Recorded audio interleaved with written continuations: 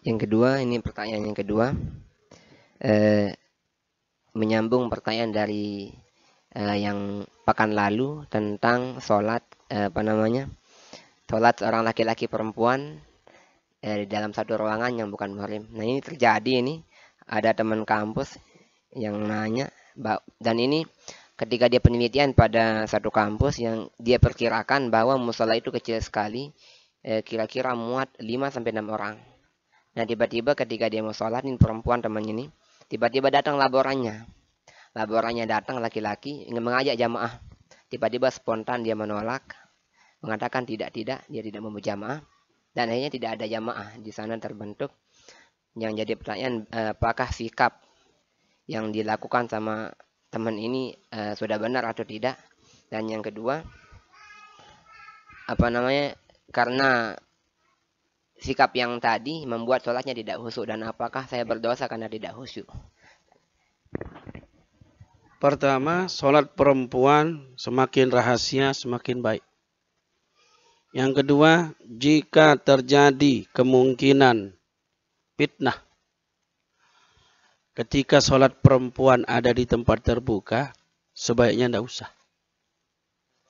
Sholat berjamaah di tempat terbuka. Bahkan Siti Aisyah pernah berkata, ini masih zaman Siti Aisyah.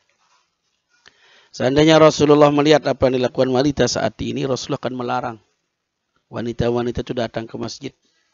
Ya sama juga dengan ke musola atau di tempat-tempat terbuka lain, meninggalkan rumah, terus sholat di tempat yang lain.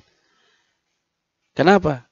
Karena sekarang ini perempuan tidak bisa kita jamin tidak fitnah yang dia bawa. Entah cara berpakaiannya, entah penampilannya yang lipstik dan lain sebagainya. Mereka cantik-cantik masalahnya. Ya. Cantiknya ini kan fitnah gitu. Belum lagi wangi-wangiannya gitu, parfumnya gitu. Jadi perempuan yang tadi menolak itu bagus. Sifatnya sudah benar. Nah, perkara dia menjadi tidak khusyuk, itu tidak membatalkan sholatnya. Karena khusyuk tidak masuk di dalam rukun sholat. Tetapi dia ruhnya sholat. Ya, kata khusyuk ini sesuatu yang memang berat untuk kita definisikan. Yang paling sederhana kita mengatakan fokus. Jadi ketika dia tidak fokus lagi berarti tidak khusyuk. Apalagi memikirkan yang lain daripada apa yang dia katakan, apa yang dia kerjakan di dalam sholat. Yang jelas sholatnya masih sah. Hanya saja masalah penerimaan atau tidak, wallahu a'lam.